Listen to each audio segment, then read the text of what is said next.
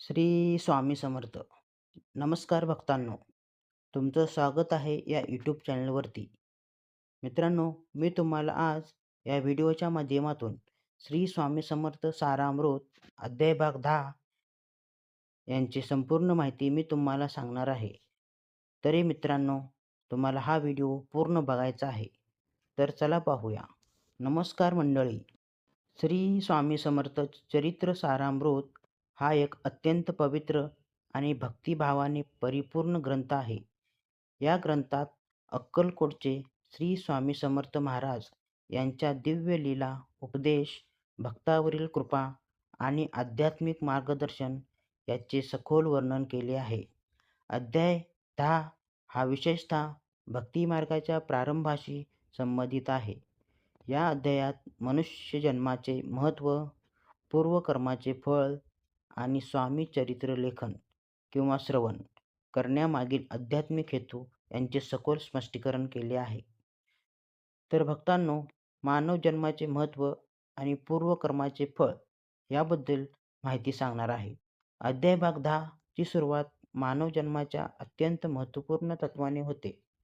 या अध्यायात स्पष्ट केले आहे की मनुष्य जन्म हा सहज मिळणारा नाही. अनेक जन्माच्या पुण्य संचयामुळे हा एक जन्म प्राप्त होतो. त्यामुळे प्रत्येक मानवाने आपला जन्म व्यर्थ न घालवता तो सत्कर्म, भक्ती आणि आत्मोन्नतीसाठी वापरणे आवश्यक आहे. या अध्यायात असेही सांगितले आहे की प्रत्येक व्यक्तीच्या वर्तमानात जीवनामागे त्याच्या पूर्वजन्मातील कर्माचे परिणाम असतात. चांगली कर्म केल्यास सुख मिळते, तर चुकीच्या कर्मामुळे दुःख आणि अडचणी निर्माण होतात. या सर्वांच्या पलीकडे जाऊन जर मनुष्य भगवंताच्या भक्तीकडे स्वतःला समर्पित करतो, तर त्यांचे सर्व दोष आणि पाप हळूहळू नष्ट होतात. तर भक्तांनो, भक्ती मार्गाकडे वळणारे विचार. या अध्यायात एक अत्यंत महत्त्वाचा मानसिक बदल दाखवला आहे. एक भक्त आपल्या जीवनाचा विचार करतो आणि त्याला जाणवते की जगातील सुख, दुःख आणि शैक्षणिक आहे. खरे शाश्वत सुख फक्त भगवंताच्या चरणी आहे. या विचारातून त्याच्या मनात भक्तीची जाणीव निर्माण होते. तो स्वतःला विचारतो, मी कोण आहे? माझ्या जीवनाचा उद्देश काय आहे? मला खरे समाधान कुठे मिळेल? या आत्मचिंतनातून त्याचे मन स्वामी समर्थाकडे वळते. हेच या अध्यायाचे मुख्य तत्व आहे की भक्तीचा प्रारंभ हा आत्मपरीक्षणातून होतो. स्वामी समर्थ चरित्र लिहिण्याचा किंवा वाचनाचा संकल्प. या अध्यायात माणसाच्या मनात एक पवित्र संकल्पना निर्माण होते. तो ठरवतो की श्री स्वामी समर्थांचे चरित्र लिहीन, वाचेल किंवा श्रवण करेल. या संकल्पनामागे फक्त धार्मिक उद्देश नसतो, तर आत्मशुद्धीचा हेतू असतो. तो विचार करतो की जर मी स्वामींचे चरित्र सतत स्मरणात ठेवले, तर माझे मन पवित्र होईल, माझे वर्तन सुधारेल आणि माझ्या जीवनातील अंधकार दूर होईल. त्यामुळे तो पूर्ण श्रद्धेने आणि समर्पणाने या कार्याची सुरुवात करतो. या कार्याच्या आरंभी तो कोणतेही विघ्न घेऊ नये म्हणून गणपतीचे स्मरण करतो. तसेच गुरु आणि स्वामी समर्थांचे मनापासून वंदन करतो. ही भक्तीची अत्यंत महत्त्वाची परंपरा या अध्यायातून स्पष्ट होते. तर भक्तांनो, श्रद्धा, समर्पण आणि मनशुद्धी कशी असावी या अध्यायामध्ये श्रद्धेचे महत्त्व हे अत्यंत ठळकपणे मांडले आहे. असे सांगितले आहे की कोणतेही आध्यात्मिक कार्य यशस्वी होण्यासाठी श्रद्धा आणि समर्पण आवश्यक आहे. जर मन शुद्ध असेल किंवा नसेल, तर कोणतेही ज्ञान किंवा भक्ती फळ देत नाही. भक्त जेव्हा पूर्ण विश्वासाने स्वामी समर्थांना समर्पित होतो, तेव्हा त्यांच्या जीवनातील अडथळे कमी होतात, त्यांची मन शांत होतात आणि त्याला योग्य दिशाही मिळते.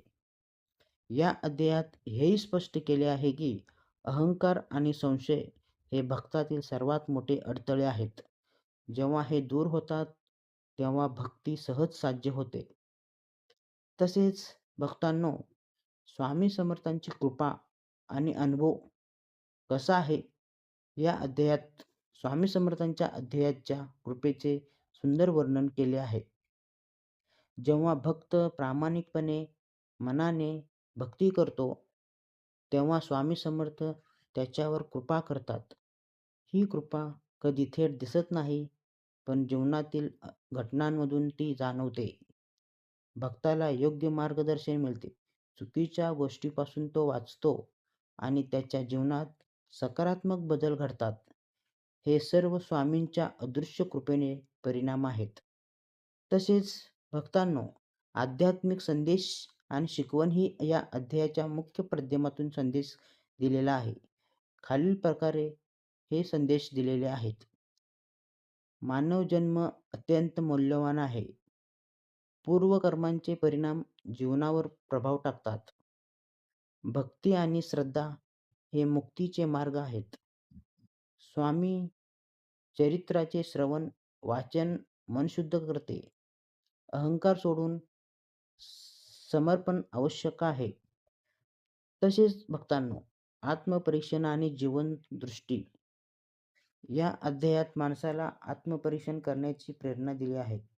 तो स्वतःच्या जीवनाकडे पाहतो आणि विचारही करतो, की मी काय मिळवले आणि काय हरवले.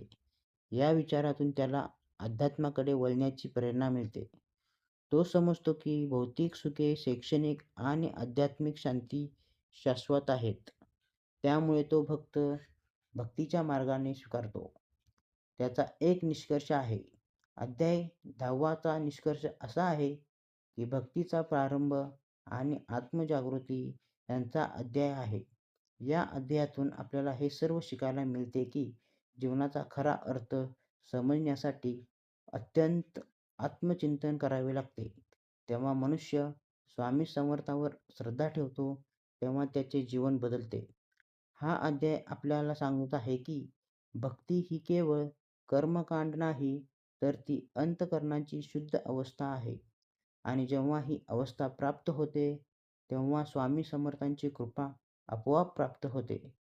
जर तुम्हाला हवे असेल तरीही अशी समर्थांची श्रद्धा, तर स्वामी समर्थ महाराज यांचा जप नेहमी करावा. श्री स्वामी समर्थ, श्री स्वामी समर्थ, श्री स्वामी समर्थ. तर भक्तांनो, श्री स्वामी समर्थ सारामृत अध्याय भाग 10 याची संपूर्ण माहिती मी तुम्हाला सविस्तरपणे सांगितलेली आहे. तर भक्तांनो, पुढचा अध्याय पाहण्यासाठी तुम्हाला तसेच ऐकण्यासाठी आत्ताच आपल्या चॅनलला लाईक करा, शेअर करा आणि सबस्क्राईब करून बेल आयकॉनचे बटन दाबा. जेणेकरून मी जे सोडलेले सर्व माहिती तुमच्या मोबाईलवर सर्वात अगोदर तुम्हाला बघायला मिळेल. श्री स्वामी समर्थ, श्री स्वामी समर्थ.